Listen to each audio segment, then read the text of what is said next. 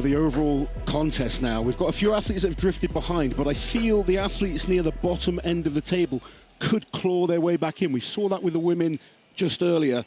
And some of these athletes that maybe aren't the best when it comes to the power events, now more of an athletic type of event, they can really claw back. But it's Tom Stoltman for me that really needs to make his move. He's been second 3 times. He needs to really show everyone that he is still a contender this year.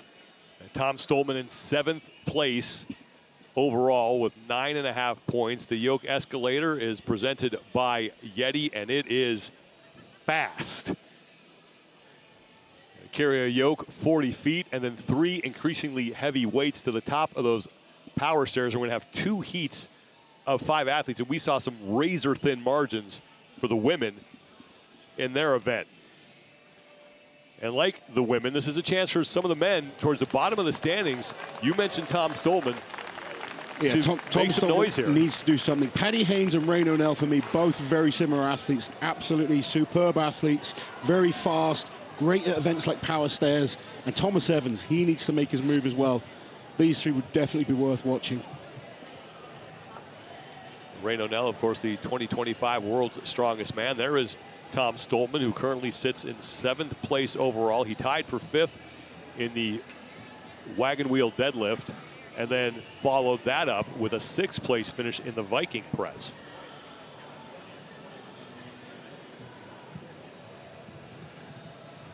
Five athletes on the competition floor here.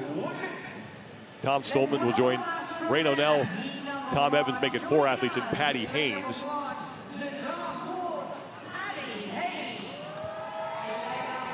Two rookies and 2 vets here at the Rogue Invitational in this field.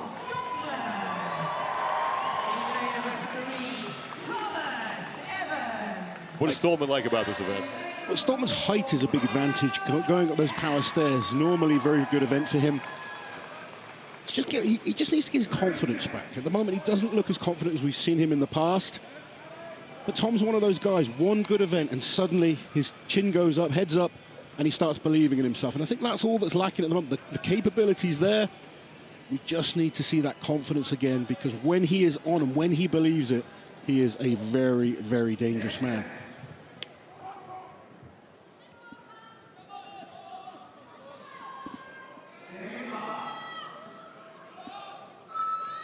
£1,050 on the yoke, 476 kilos.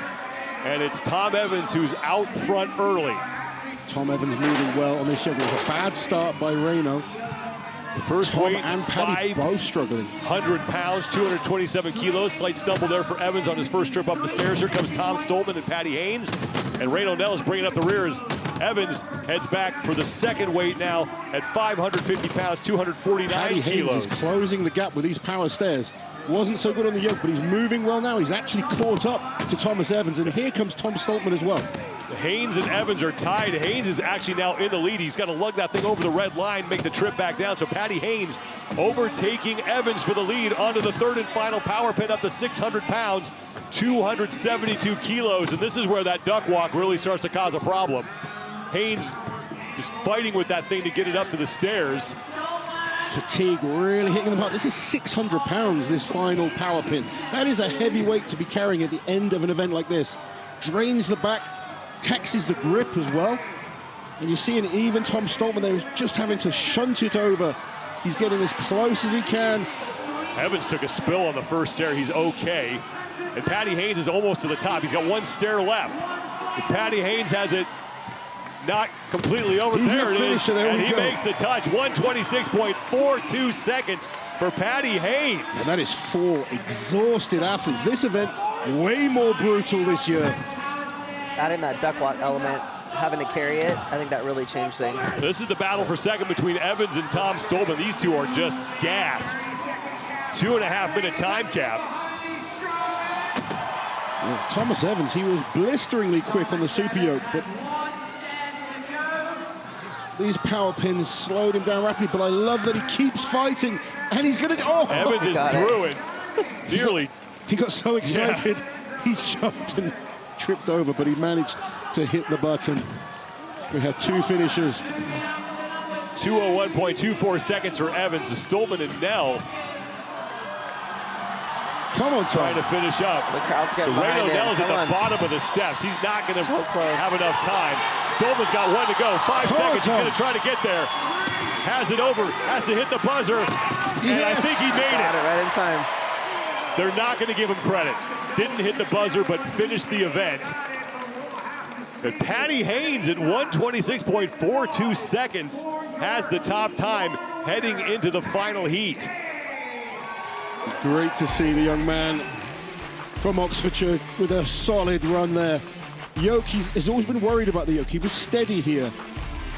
Went down towards the end there, but it's this element here where he picks up the pace, moving really quick on the duck walk, and he's very good when it comes to power stairs. Caught up quickly to Thomas Evans, and once he was ahead, he didn't look back. 1:26.42 seconds with 5 athletes remaining, and Patty Haynes needed that. 9th place overall for back-to-back 9th place finishes. Just looking how much the big men struggled on there. Only 2 men finished inside the time cap. Stolman got really close. He just had to press the buzzer. Couldn't get there in time, and it's Rain O'Neill in 4th place. So let's go down to the competition floor. Kiki Dixon is with Patty Haynes. Patty, well done on taking your heat. This event is no joke. What did you find was the most difficult aspect of it? Honestly, like, on that last one, your legs are just absolute jelly. I know yoke's probably not my best, so it was get through the yoke, and then power stairs are usually quite good for me, but honestly, that is really, really tough. Like, anyone that finishes that, fair play. I'm the fit one. Jeez, look at me. You are new on the scene. What's it like going toe-to-toe with these guys? I've done some big shows this year. This feels like a step up. Again, this is sort of my first year on the scene. And I'm so proud to be, like, even to be here was like a pipe dream. So anything I achieve, you know, it's a bonus. But I'm going home happy whatever happens. I'm glad day 1 is over. All right, go get your recovery. Congrats. I think we should give Patty maybe some bonus points for completing that interview completely and totally out of breath. He did very well. That may have been more impressive than what he did here. And like you said, he is meant to be the fit one. So if he is struggling that much with some very, very big men to come, I think Patty's time is going to be hard to beat. At 1:26.42 seconds, and he came from behind to get the win. Tom Evans was out front early, but then Patty Haynes with a great comeback. And now the equipment team, and again, just mentioned how valuable this crew is and how much hard work they do throughout the weekend, not only here in the Strongman events, but also in the CrossFit events, lugging all this equipment up and down the field, getting things set up. You know, we really appreciate the effort of the volunteers here. Yeah, they work so hard all weekend. Now this weight that we have for the men, 1,050 pounds, for the athletes that are quick, it saves your legs. If you're under that weight for a long period of time, that's when it really starts to drain you. And someone like Paddy, who was a bit slower on the yoke, even though he's one of the fitter athletes, he felt that leg fatigue as he got deeper and deeper. I think an athlete like Mitch can get through the yoke very, very quickly, and I think it will benefit him to save that energy. Be interesting to see what the likes of Trey Mitchell, Lucas Hatton can do, because they are huge, powerful men with huge, huge muscles. Sometimes they can burn up if you're out there for a long time, but if they've got the strength to get through the first implement quickly, could do very well. Take another look at the overall standings heading into that final heat. It is Mitch Hooper with 19 points, who has a 1.5 lead over Trey Mitchell, and Lucas Hatton currently sits in that finals position on the podium. Austin Andrade is 2.5 points back of him, and Bryce Johnson currently sits in 5th place, but still plenty of men within striking distance of that podium spot as we are not even through halfway through. I would keep your eye on Bryce Johnson. I've got a feeling we're going to see something special from him today. But Mitch Hooper with a 1st and a 2nd place finish, looking to win his 3rd straight Rogue Invitational. Won the opening event, the wagon wheel deadlift, and only needed 2 lifts to do it. He's definitely come in good shape. And there we see him just being the methodical athlete that he is, just putting chalk on each of those power pins. You want to make sure the grip is solid as well. You're getting taxed in so many ways. We talk about the legs with the super yoke. The back starts to feel it, lifting each one of these implements up each step. And the grip starts to feel it as well. You have back fatigue, leg fatigue, grip fatigue. And then the lungs on top of that. Who thought this event the up? important thing, breathing. Who needs to breathe?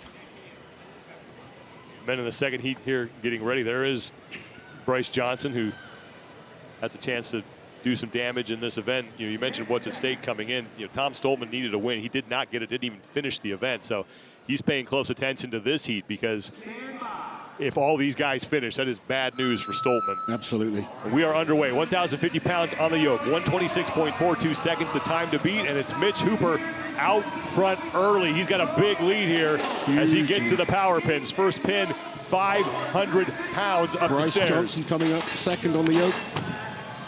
And Mitch is already up with that first implement. Mitch got it to the top before Johnson even hit the first step. Hooper on the 550-pound, 249-kilo power pin.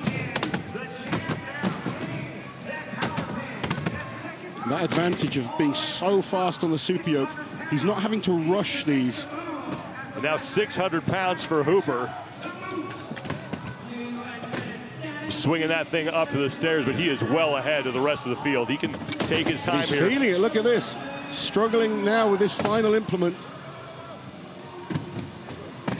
Hooper has it to the first step. Got less than 30 seconds to go before he hits Haynes time. Such a brutal event. Wow. Going to get some chalk, I think. Paddy Haynes could take the win on this one. Got 16 seconds to go here. Hooper's the only man on that final power pin. There's Bryce Johnson's got the blood coming from the nose as he's on the final power pin. So 6 seconds to go. So Haynes is going to be close. I think he's going to get it.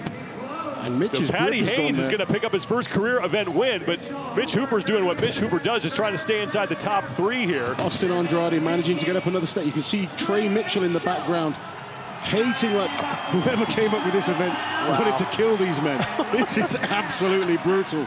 I am very glad, Christian, that we're sat here and not doing this event. Good to see Austin still digging deep. Well, Hooper's having trouble getting that thing to the top step.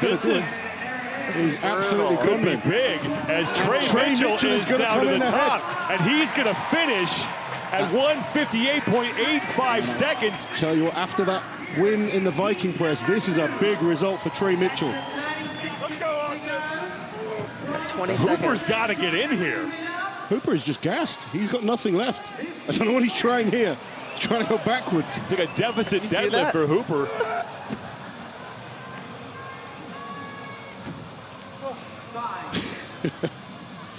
Absolute brutal. Well, that's going to do is Hooper was kind of surveying the field to see if anyone was close to him, but I'll tell you what, I think Bryce Johnson has gone ahead as well. And Trey Mitchell might be the overall leader because he got some help from heat number one. He did indeed. He was only a point and a half back of Hooper, so Trey Mitchell could be our overall leader heading into day two. Look how exhausted all of these athletes are.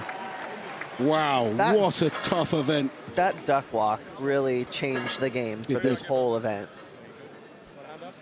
When we compare to the times we saw last year, this was so much harder. I wasn't expecting it to be that hard. No, same. I've got to say. Well, this is also big for Tom Stoltman. It's with four men not finishing in that heat. Yes, very much so. This is going to mix things up.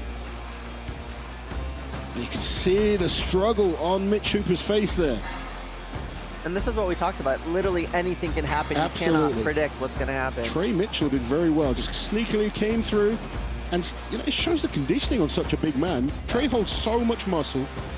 You'd think logically he's going to burn up through the lactic acid. He's going to build up quicker.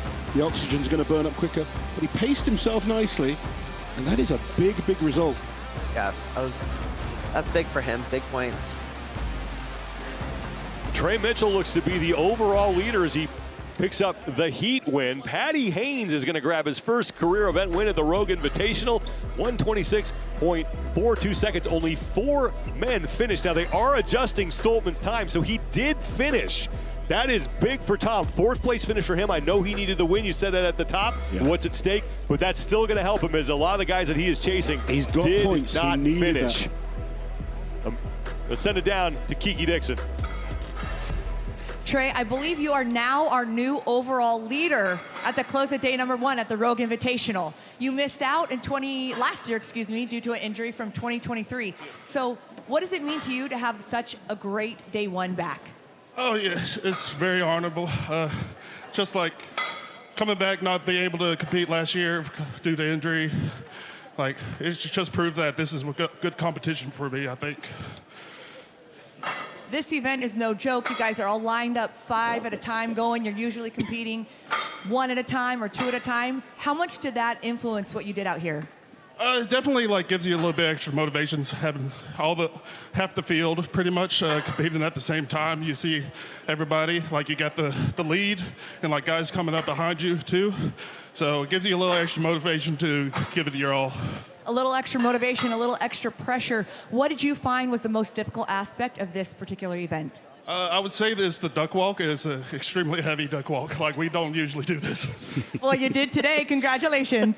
Thank you so much. Trey Mitchell, unofficially, could be your overall leader after 3 events, picking up another solid finish. I mean, I sat here saying once Mitch Hooper's on top of the overall standings, hard to catch the guy, but he may have just done it. He has indeed. I mean, he even didn't sound too out of breath. Yeah. I'm super impressed with the condition that Trey has come in there, because this is an event you would really pick Trey to win. We know he's a great deadlifter. We know he's a great presser, but he's